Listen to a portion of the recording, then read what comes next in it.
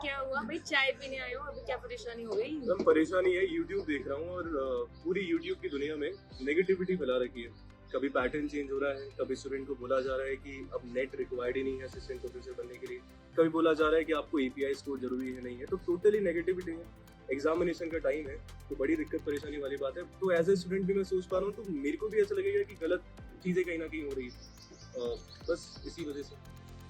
Same ma'am, ये तो मेरे साथ भी हुआ है। बहुत सारे स्टूडेंट्स मैसेज करते हैं कि मैम ये करना है कि नहीं करना है, और हम जिस डोमेन की तैयारी कर रहे हैं उसी में इतनी डिस्ट्रैक्शंस है। तो फिर ये पॉइंट नेगेटिविटी वाला पॉइंट तो बहुत है, तो इसमें बच्चा खुद को ऐसे मोटिवेटेड नहीं है। यार देखो, बात हमने बड़ी सीरियस चाय पे चर्चा छेड़ दी है, तो मुझे ऐसा लगता है कि ये चीज़ तो रिकॉर्ड करके बच्चे को देनी भी चाहिए और हमें समझाना भी चाहिए। मैंने कहीं पर पढ़ा था, आपने भी पढ़ा होगा, कि हम जिस चीज़ पे ज़्यादा ध्यान देते हैं वो चीज़ हमें कुछ ज़्यादा ही ध्यान से मिलती है। ये ह्यूमन टेंडेंसी होती है। अगर मेरे टी शर्ट में एक छेद है, राइट, वो छेद मुझे ज़्यादा दिखेगा, भले ही वो छोटा सा हो, रादर देन कि पूरा कपड़ा जहाँ पर छेद था। सेम इसी को हम लोग डेडली बर्मुडा ट्रायंगल प्रॉब्लम भी बोलते हैं। एनालॉजी है, समझने की कोशिश करना, लॉजिकल रीजन पढ़ते हैं तो थोड़ा लगा भी लेते हैं। सोचो आप कि बर्मुडा ट्रायंगल के लिए बोला जाता है कि जो भी फ्लाइट ऊपर से जा रही है, जो भी शिप वहाँ जा रहा है, जो भी इंसान वहाँ जा रहा है, वो गायब हो जा रहा है। अमेजिंग सी चीज़ हो रही है, डेंजरस है, ये है वो।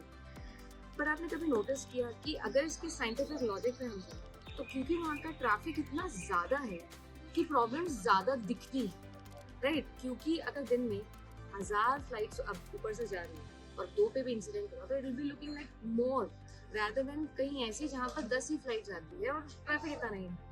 अब प्रॉब्लम क्या होती है, क्योंकि बर्मुडा ट्रायंगल का ट्रैफिक इतना ज़्यादा है तो हमको ऐसा लगता है कि बहुत मिसिंग हो रहा है, कुछ खतरनाक हो रहा है, बट हम ये नहीं देख पा रहे हैं कि ऐसे ही एक्सीडेंट्स बहुत जगह होते हैं। मतलब अगर मैं देखूँ तो टॉप 10 मोस्ट डेंजरस जगहों में भी नहीं है। तो कुल मिला के मेरा कहने का ये मतलब है कि क्यों ना हम ऐसा सोचे एज अ स्टूडेंट कि इतना ज़्यादा हम हमारी प्रॉब्लम्स के बारे में सोचेंगे तो सोल्यूशन कब निकालेंगे, और सिर्फ प्रॉब्लम पे फोकस करने से काम चल जाता तो कैसे काम चलता?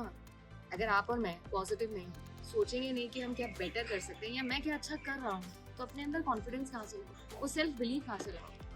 तो आप रोनाल्डो की बात सुनते हो, विराट कोहली की बात सुनते हो, वो क्या कहते हैं? सेल्फ बिलीफ सबसे इम्पोर्टेंट चीज़।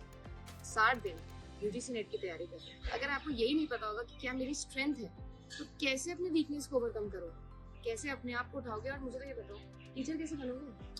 बिल्कुल, दूसरे को कैसे मोटिवेट करोगे? असिस्टेंट प्रोफेसर बनना चाहते हो, सोचो समझो। बस वही थी, चर्चा आई तो बता दी। बताइएगा कैसी लगी कमेंट सेक्शन में।